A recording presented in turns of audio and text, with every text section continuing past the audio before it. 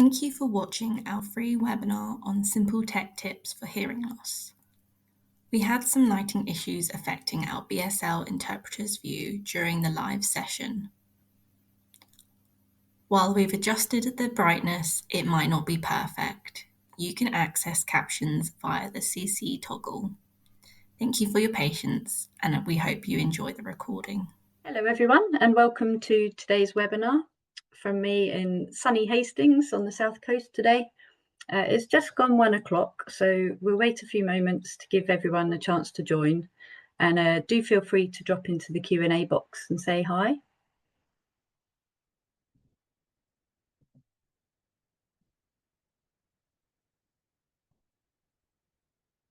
Can see the numbers moving up. Do feel free to say where you're joining from.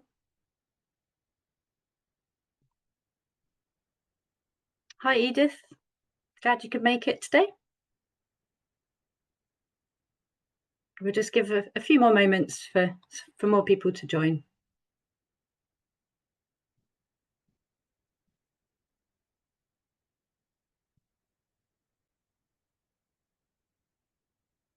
Okay. Hi Matt from Blind Veterans, and Elizabeth in a windy Stratford-upon-Avon, and Sharon in North Devon. Thanks for saying hi. Okay, I think we're going to make a start now. So hello everybody, and welcome to our webinar, Simple Tech Tips for Hearing Loss. I'm Annie Mannion, and I'm Digital Marketing Manager at AbilityNet, and I'll be your host for today's session. So just before we start, just to go through a few bits of housekeeping. We're joined today by John from Sign Solutions, who'll be providing live British Sign Language interpretation for you today. You can increase the view of the panel, including the BSL interpreter, by sliding your panel bar on the right. Just to highlight, this can only be done on desktops and laptops and can't be done on mobile phones. So for the best view of BSL, please do join on your desktop or laptop. And then if you look for John E Interpreter and pin John when his camera is switched on, so hopefully you'll be able to see him there. But do let us know if you're having any trouble with that. We also have live captions provided by Heather at MyClearText, and you can turn on the captions using the CC option on the control panel. And additional captions are available via streamtext.net/player?event equals AbilityNet. And you can download the slides if you wish from our website at abilitynet.org.uk/hearing loss webinar. And if you have any technical issues or you need to leave early, don't worry, you'll receive an email within the next week sharing the recording, the transcript and the slides too. So depending on how you joined the webinar, you'll find a Q&A window. So if you do want to ask us any questions, do drop those into the Q&A area. And then just finally, we have a feedback survey that you'll be directed to at the end. So please do complete that if you're able. So for those of you who aren't yet familiar with AbilityNet, we're now more than 25 years old, and we're a charity that supports older people and disabled people living with any disability or impairment to use technology to achieve their goals at home, at work and in education. And we do this by providing specialist advice, accessibility testing and training, and free information like our fact sheets and this webinar. So today, discussing key tech to help with hearing loss, we have joining us Fiona Watson, who's the Finance Director at AbilityNet. And before AbilityNet, Fiona spent 20 years working in the technology, media and film sector. Fiona is deaf, and in her role at AbilityNet, she focuses on AbilityNet's charitable purpose to provide digital knowledge and access to all. And joining her is AbilityNet Usability and Accessibility Consultant Beck Lambourne, who specialises in providing accessibility guidance to individuals and organisations and has a detailed understanding of assistive technology. So welcome Fiona and Beck. So just before Fiona and Beck share their advice with you, I'm going to start with a quick poll just to find out a bit more about all of you here today. So I'm just going to launch the poll now. So can you tell us Do you currently use any assistive technology to help with your hearing loss? So yes, I use some tech and apps. No, I'm not sure. No, and then I'm not sure and not applicable. So depending on how you've joined the webinar, you may find that you can't see the poll, but you can respond in the Q&A panel. So I'll just leave it a few more moments for everybody to vote.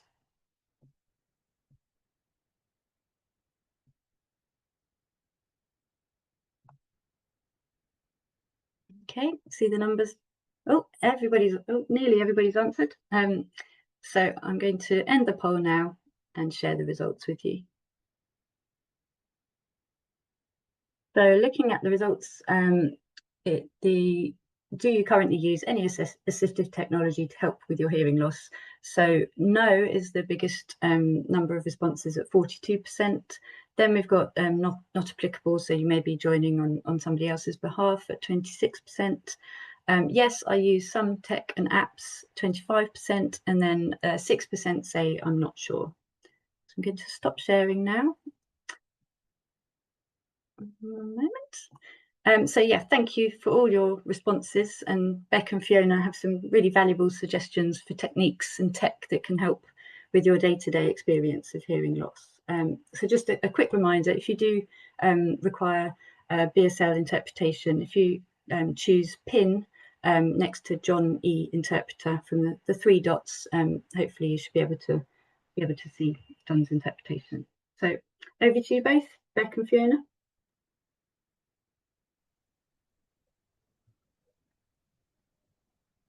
Yes, hello, my name is Fiona Watson. I'm the Finance Director at AbilityNet. I've been deaf since I was born. I have 70% hearing loss and I wear a hearing aid in each ear. My main experience of being deaf is that obviously I was supplied with hearing aids from a small child, and these obviously are my lifeline to my life and my work and my networking, my friends, communicating with my family. My mother is deaf, she wears hearing aids as well. That has obviously been my main source of technology. I've also been very fortunate to have grown up with technology as well. So I grew up in the age of computers, software. This enabled me to obviously get my work in finance because so much of it was computer based. It's only as my role has grown into becoming a finance director and doing all the face-to-face that those additional applications make an enormous difference when you are doing face-to-face meetings. And that would be, apart from the fact that you can record a meeting and then recap it, which is wonderful for after, but the most important thing I found was having the captions. The other thing I also found that was very important was that you do need to communicate that you are deaf, because it is not apparently visible and people won't know until you tell them. Frustrating when you're in airports and railway stations and people are doing announcements of which you have absolutely no idea what's going on. And I'm sure there are many of us that have gone on the wrong train as a result, because I know I've certainly done that on occasion. So again, it's going to find somebody, speak to them, tell them you're deaf, you want to know what's going on, and they will always be happy to help. And my desire and hope over time is that in such public places, we have better accessibility to know what's going on for those of us who don't hear so well. The other thing that some people aren't aware of when people are deaf is that they don't need to be shouted at. That can be very stressful, to shout at someone when they're deaf. It's not volume they want, but clarity. Clarity is very important. Speak well, speak clearly, look at their faces, don't put your hands over your mouth, and be kind, and take your time, but don't shout. And what you will find with deaf people is that they can often they have the volume, but they don't actually understand what's being said. So having a slow and measured approach is very important. And that also ensures that you will have an inclusive situation than if you don't let people know. So yes, that would probably be my best advice. And yes, Beck, the rest of the team at AbilityNet, they will also help, as they have helped me, with apps and using your phone, using your iPad, using your computer. I do have additional things at home, like special headphones for the television, but they can also give you a huge amount of guidance on improving your ability to hear in so many different situations that even I wasn't aware of until I joined AbilityNet. Anyway, it's been so lovely to meet you all, and I hope that's helped. And we will move on to our next speaker. Thank you very much. Thanks, Fiona. Yeah, just to highlight some of the information that Fiona was highlighting as part of her hearing loss, that traveling through airports, and bad audio on laptops, and shopping in person versus online, there's lots of barriers that Fiona has experienced. And I think there's a list on one of the slides, I'm not sure if it's before or after, about things to remember. So you can look back on the slides at your leisure, and you can download them at the moment from our website. But there are 9 tips for communicating with people with hearing loss, which Fiona's touched upon, if you want to refer back to them at a later stage. So thank you, Fiona. So over to you, Beck. Hi. So I'm going to talk a bit about technology that's available for hearing loss. So next slide, please. Hearing aids are the most common assistive technology that deaf people use. So there's lots of different types. There's ones that go behind your ear or inside your ear, ones that are anchored to your bone or connected to your cochlear implant. And these can connect wirelessly to other devices through telecoil or Bluetooth settings that are in your hearing aid. Or sometimes they connect through direct audio input. So that's where you attach like a little wire directly to your hearing aid. So Con Evans are a supplier of equipment for deaf people, and they've got a page on their website called My Hearing Aid, which you can also download as an app. And I'll just say the link to this website and everything else that I'll talk about today are on a resources page on our website, which we'll make sure that you've got the link to. So on this website or on the app, you can find your hearing aid. So you'd look for the manufacturer and then find the specific hearing aid model. And then it gives you all the information that you need about how to connect your hearing aid to other devices. So in the example on the screen, it tells you what you'd need to do if you want to connect your hearing aid to your TV or to your mobile or your landline phone. So yeah, that's a really great resource to go to. Hearing loops and Auracast are both ways that you might be able to connect your hearing aid when you're out in public. So you might have seen this blue sign with a symbol of a hearing aid and a T underneath it in like shops or theatres, and that indicates that there's a hearing loop available. So when someone with a hearing aid turns on their telecoil setting or the T switch, they'll connect to that loop, and then any sound that's broadcast through a microphone attached to that loop system goes directly into their hearing aid. If you don't have that setting already, you might need to get your audiologist to activate it for you. Auracast, though, is one to watch out for in the future. So this uses the latest version of Bluetooth to broadcast audio to anyone with an Auracast receiving device. So these could be headphones or hearing aids. So examples of this being used in the future is somewhere like a station or an airport. So you'll be able to listen to any announcements directly into your headphones or hearing aids. At the moment, only a few companies are making hearing aids that work with Auracast, but hopefully that will expand in the future.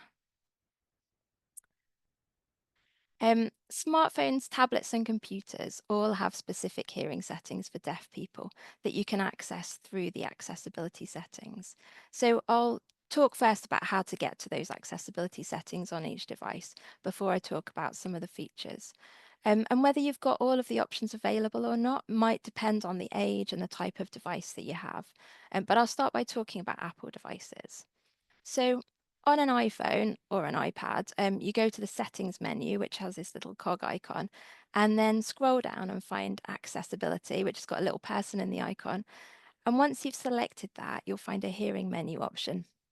And that will have a few different categories within it, such as hearing devices or sound recognition.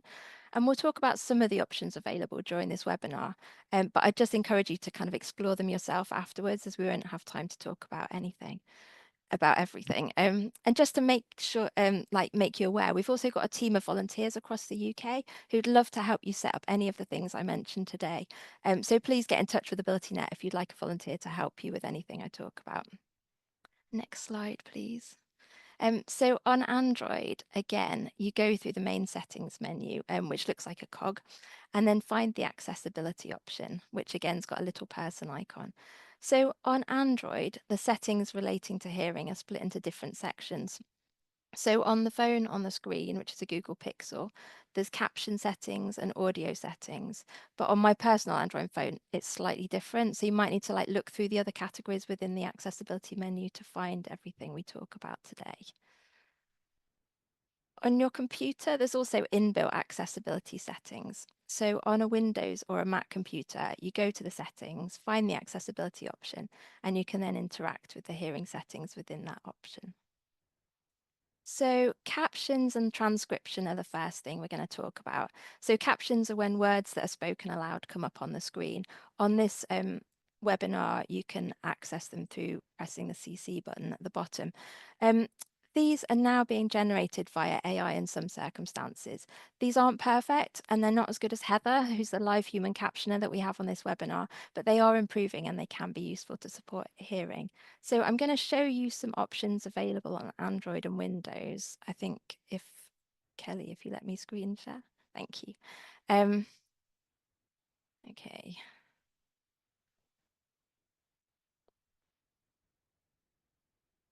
This is the test.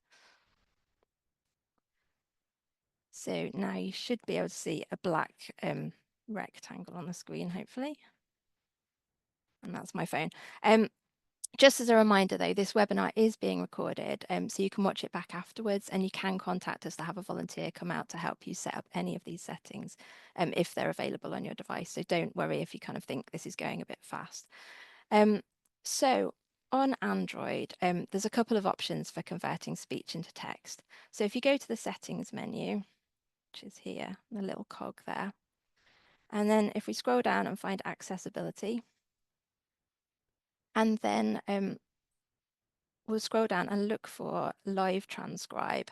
So Google Live Transcribe is a free app that converts speech to text. If you've got a Google phone, it will be inbuilt already, but with other Android phones, you'll need to download the free app called Google Live Transcribe. So it uses your phone's microphone. So I'll just turn it on.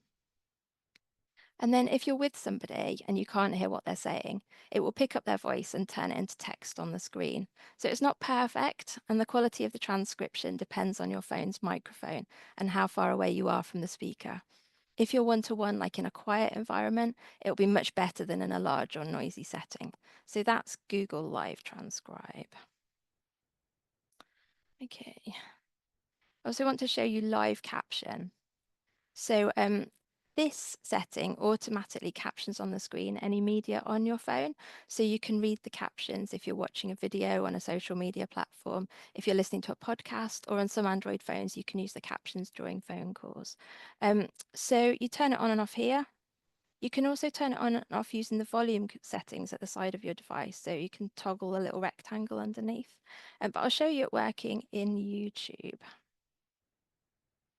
So in social media, like in YouTube and other social media platforms, you'll often find the options to turn on the captions within the videos. So the CC little button at the top right is how you turn them on. So I'll just show you them in YouTube first. As well. And if you do enable that, then it basically zooms everything on your screen. So you can make it as large as you like. So people... I thought that wasn't going to work then, but that's the captions that are inbuilt within Zoom. But let's say we've got a video that we want to watch and it doesn't have any captions enabled. So you can turn on the live captions on Android. And then if I press play again. With low vision might want to get a larger screen smartphone. And it can also, as well as zooming the whole screen, it can... yeah, they're the captions that you can use within Android, and you can move them around on the screen as well to make sure that you can see the the text on the screen. Okay, I'm going to show you in WhatsApp as well. So if you use WhatsApp, you might have received voice messages like this. So the inbuilt captions on Android will caption these, so I'll just show you that. This is a test message to demonstrate voice message settings in WhatsApp. So that works on there. But if you're in iOS or if you don't have access to live captions, they've recently released an update where you can caption voice notes. So if you go back and you have to go into the settings menu and then into chats, and then there's this setting called voice message transcripts. So you choose your language, and then if I press setup now, then that would set up the voice message transcript. So if I went back to here, which it obviously isn't set up, but if it was, then if I long press on this message, then there's either an option there that says transcribe, or in the three dots menu there you can press transcribe there, and then it will kind of write out the message in text. It's not brilliant. The captions within Android are much better, but hopefully it will improve. So that's on Android. So I'll show you on the computer. I'll just move my phone out of the way. Oh, try and make it move. So on your computer, there's also options for captions. So on YouTube, you've again got this CC button at the bottom, so you can turn on the captions on and off there. But if you had a video or something that you wanted to watch that didn't have captions, if you're on Windows 11, you've got captions option within the computer. So if you go to the settings menu and then accessibility, and then you can turn on captions here. So you've got live captions. You can change sort of how they look, the captions on the screen. And you can also set up a little shortcut at the bottom. So I use that if I want to turn on captions at all. So if we go back to YouTube now and press play. But if you went into the accessibility settings that Caroline was just talking about, then you can enable this, or you can ask Siri. So yeah, it will caption any media that comes into your device, and it will also caption if you're on Zoom or on Teams. And if maybe you didn't feel confident enough to ask for the captions to be enabled, then you could use this on there as well. If you don't have Windows 11, all is not lost. If you're watching something in the browser, you can set up the captions within there. So I'm on Google Chrome. So if I go to settings and then, so I'm on the other screen, which is why I look like I'm looking the other way. Then you pick the accessibility menu and then turn on live caption. And then if we go back to the video. Or your Android Assistant, your Google Assistant, to enable it as well. And if you do enable that, then it basically zooms everything on your screen. So you can make it as large as you like. So yeah, that will caption as well, kind of anything that's on the browser. So if I stop sharing and we can go back to the slides, please, Kelly.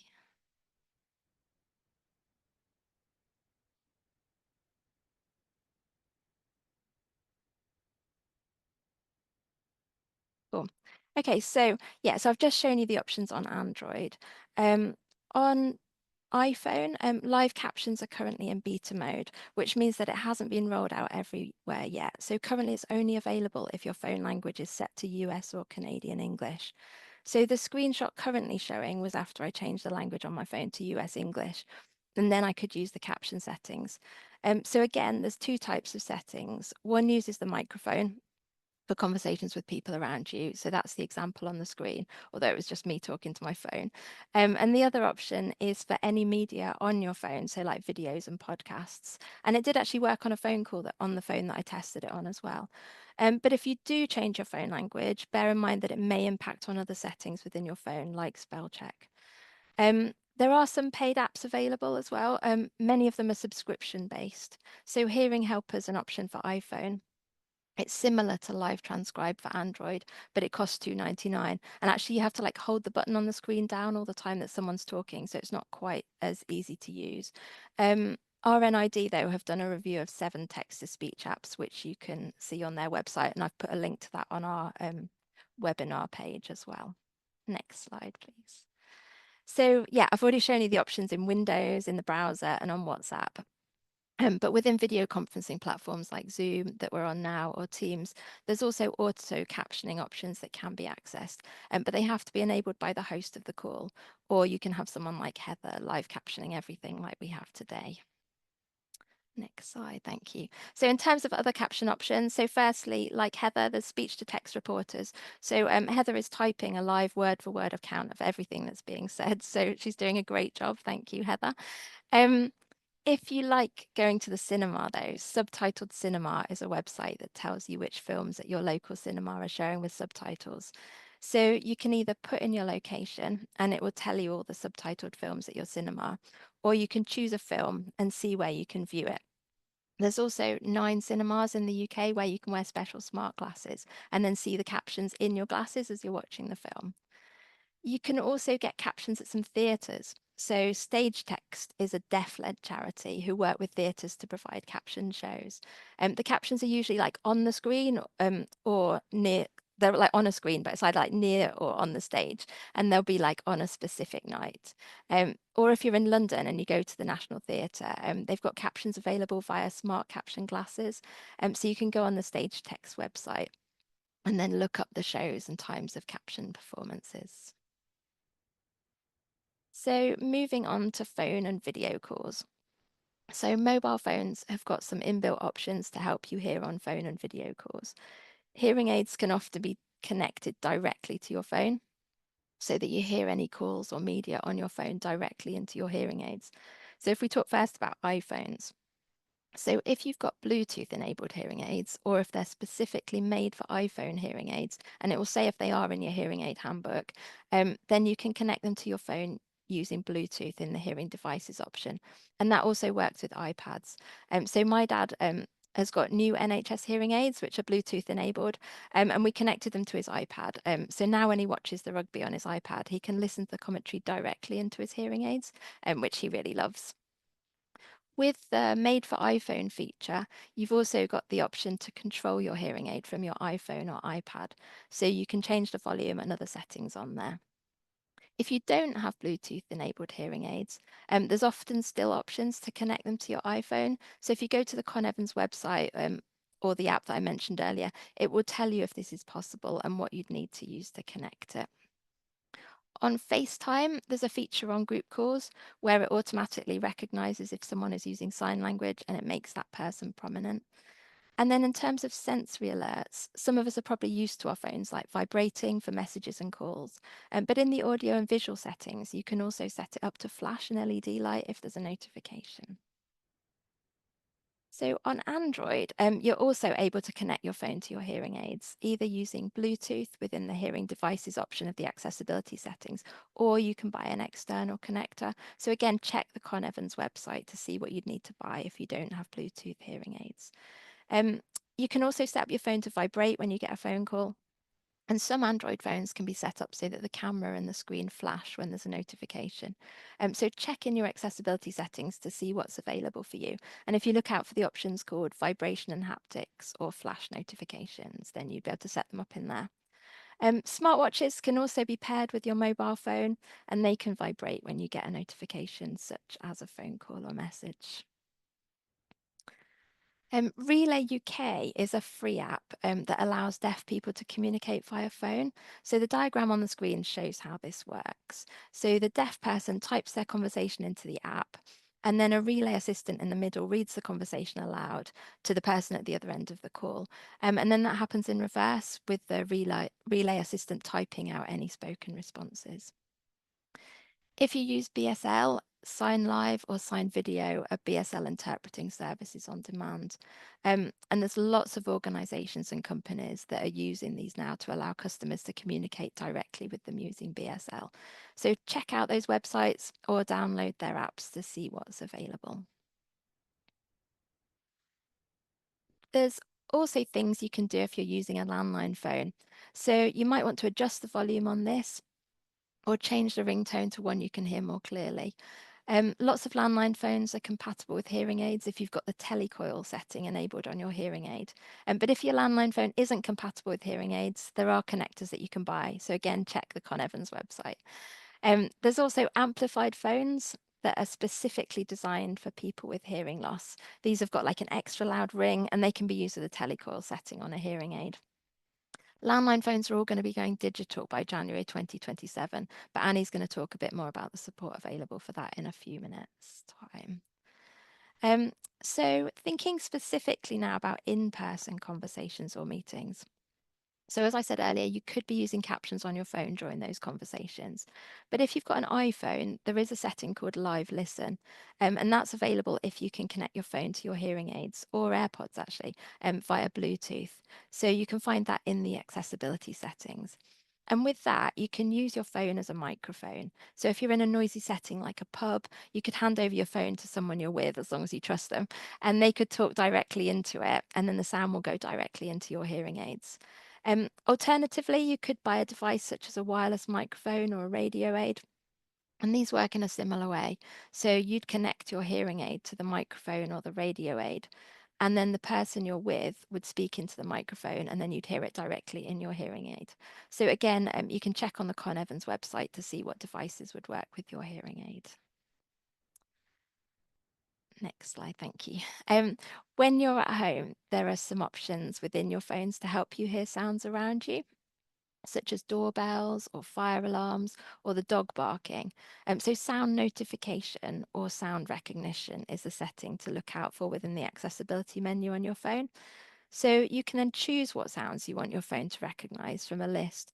So for example, when your phone hears the doorbell ring, then a notification flashes up on your phone. But this does depend on how good the microphone is on your phone and how far away you are from the noise source. Like I've had variable results when I've tried it out. So I would suggest you test this out first and that you don't rely on it for anything important. Next slide. Yeah, there's lots of technology that you can buy to use in your home to help you hear alarm clocks, doorbells, smoke alarms more easily. You can get devices that are extra loud or have a flashing light, or they can connect to a pad that like vibrates under your pillow. If you're in England, you can contact your local fire and rescue service to do a free Safe and Well visit to either advise you on fire safety products or sometimes give you the products to help keep you safe. And finally, there's a few ways to contact emergency services if you're deaf and in the UK. So 999 can be used via text, but you have to register your number in advance. So there's a link on our webinar page that tells you how to do that. And it also gives you links to other ways to connect, to contact emergency services. If you're a BSL user, there's 999 BSL available. This is a service that allows deaf people to make a video call in BSL to emergency services 24/7. So you can download the app or make the call via the website. And then I think Annie's going to talk about the resources. Thank you. Great. Thank you so much, Beck and Fiona before you. So just to highlight, we do have some useful AbilityNet resources on hearing loss and technology. So we'll share the full link with you, which is on the screen as well, but you'll receive it in your slide deck and the link that you'll be sent automatically in a few days. So yeah, do check those out. So yeah, there's some really valuable lived experience advice and excellent ideas to test out and apps to download, to try out and share with others. So just a quick reminder, all of the slides and the links that we're discussing will be available at abilitynet.org.uk/hearing loss webinar, and the recording will be added to the page after this broadcast. So as part of AbilityNet's partnership with BT Group to help older people and disabled adults master the digital world, we offer free in-person digital skills sessions to older people 65 years and above and disabled adults in London, Birmingham, Glasgow, Edinburgh, the east coast of Scotland, newly Brighton and Hove and a broader area of Sussex as well, Newcastle, Cardiff and surrounding areas. And we've also recently extended support to people aged 55 and over in Stoke and Preston too. So you can register for those sessions at abilitynet.org.uk/BT Digital Skills. And you can explore the sessions on things like staying safer online, using your phone or tablet, booking a GP appointment, and much more. So do get in touch about those. And if you don't live in those areas outlined, please do give us a call on 0300 180 0028. Or you can email us at inquiries@abilitynet.org.uk as well. And one of the AbilityNet team can connect you with a local tech volunteer.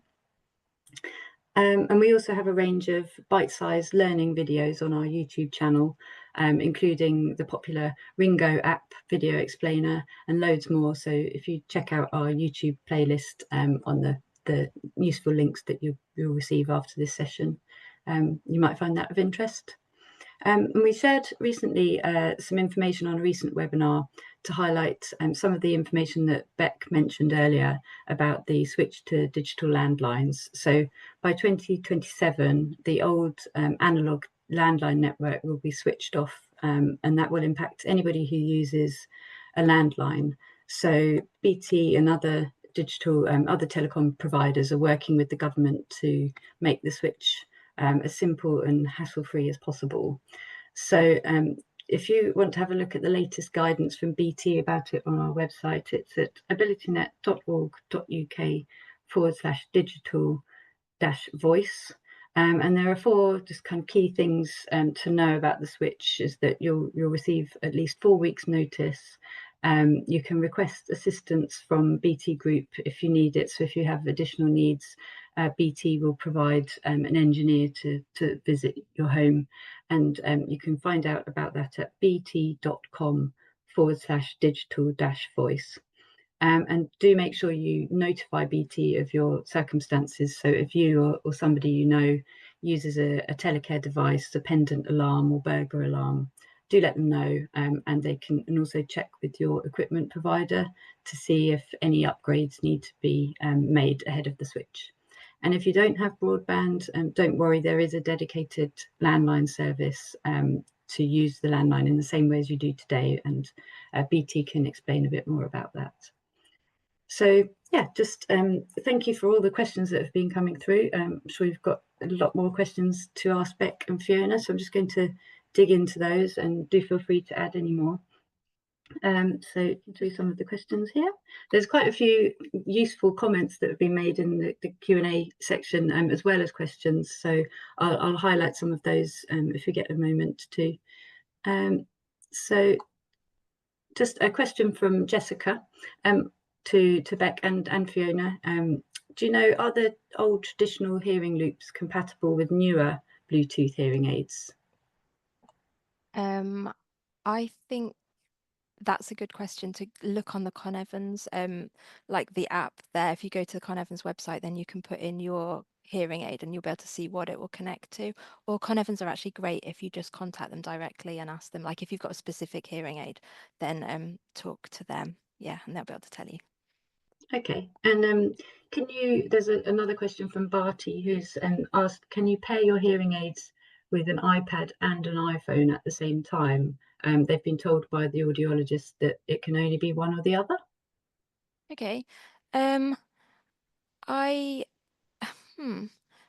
it relies on the Bluetooth. So if you turn the Bluetooth on, then you probably can't. Yeah, maybe you can't have them paired at exactly the same time.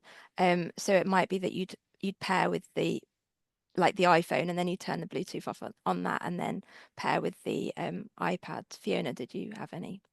I think you're on mute at the moment.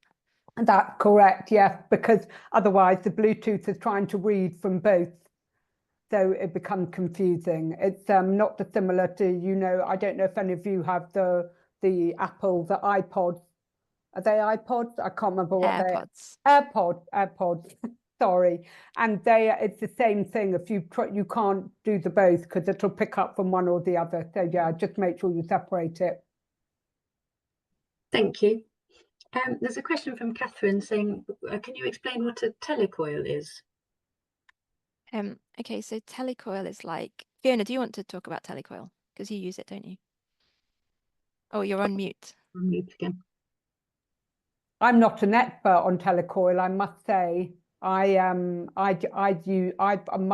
hearing aids aren't even Bluetooth, and so I use a range of different So I use a headset for my television and radio. I've got these special ones for the computer, and then I use normal hearing aids that I get from the NHS for my everyday and being out and socialising.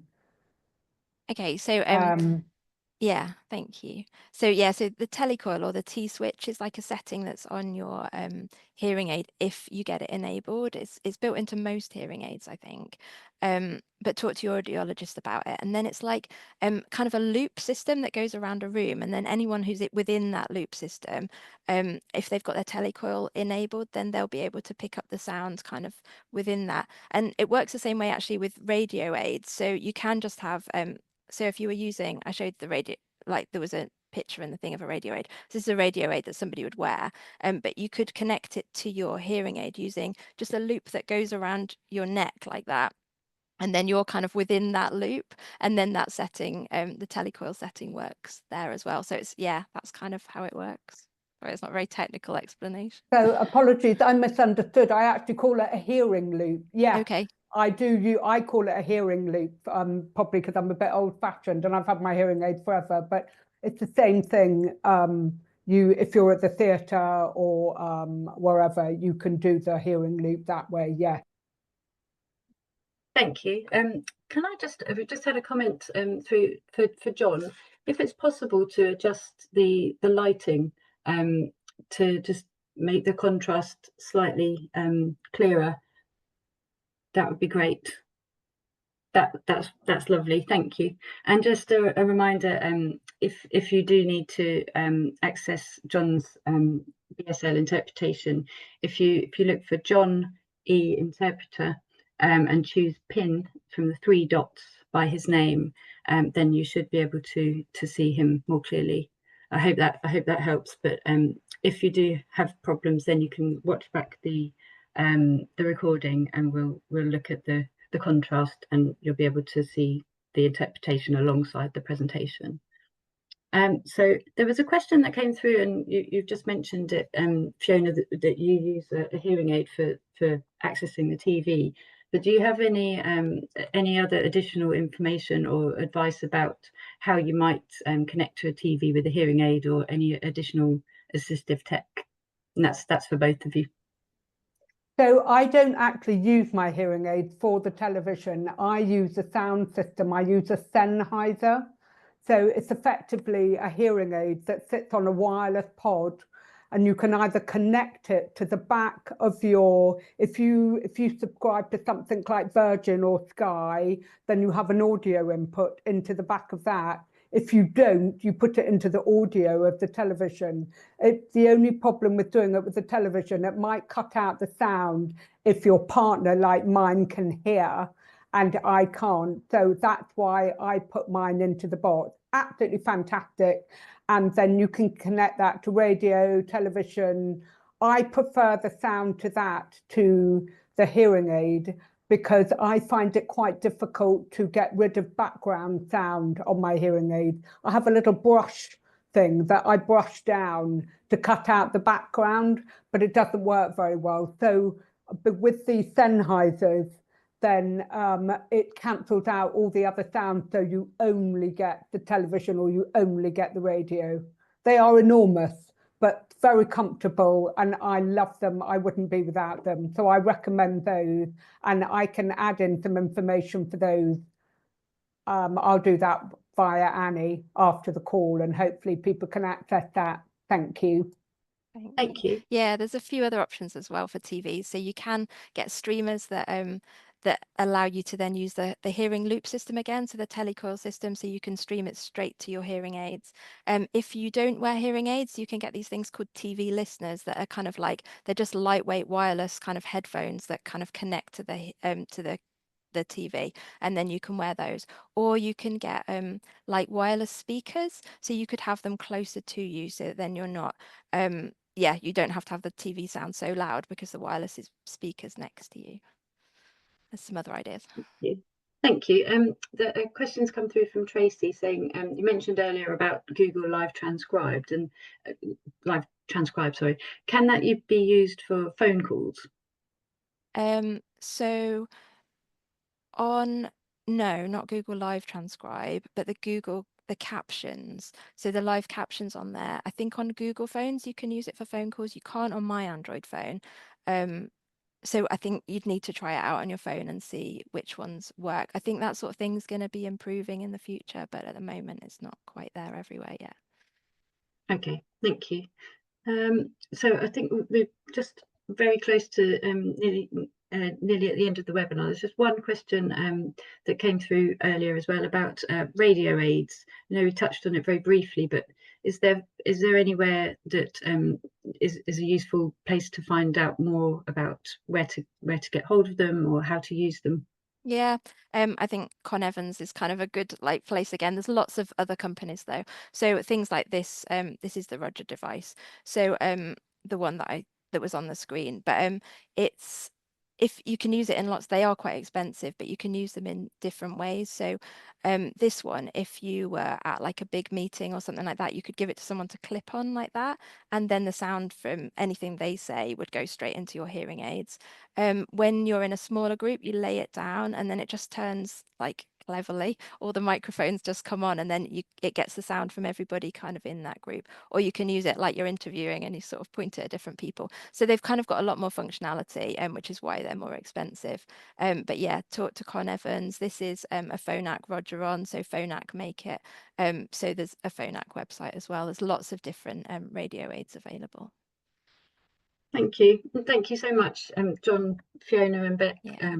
It's time to wrap up now, but yeah, just a few more slides, and thank you to Heather as well, and John, as I mentioned, and my colleague Kelly for helping out in the background. Just a bit more information that might be of interest. So as mentioned, AbilityNet, we offer free IT support at home and online, plus a range of tech-related fact sheets and webinars. So you can call our helpline on 0300 180 0028, and you can get free tech support at /at-home. And if you'd like to become an AbilityNet volunteer, please do have a look at /volunteer. And then we also run online training sessions about digital accessibility topics and inclusion for groups in-house and also for individuals. So you can find out more about that at /training. And if you, thank you. If you use the code AbilityNet Webinar 10, you can save 10% on all of our courses. And if you're from an organisation, we also have options for staff training via e-learning for employees to complete online at any time. So please do check those out at /e-learning. And finally, you can also sign up to our newsletter for the latest advice about inclusion and our next free webinars at /webinars. So the next free session aimed at older audience takes place on Tuesday the 20th of May, and that's How Going Digital Can Save You Money, a guide with the Department for Work and Pensions at /DWP webinar. So thank you again for everyone who's joined us. I'm sorry if you've had trouble accessing the BSL interpretation, but hopefully you'll be able to watch it back on the video you'll receive. So please do complete the feedback form and we'll be in touch very soon. Bye everyone. See you in May.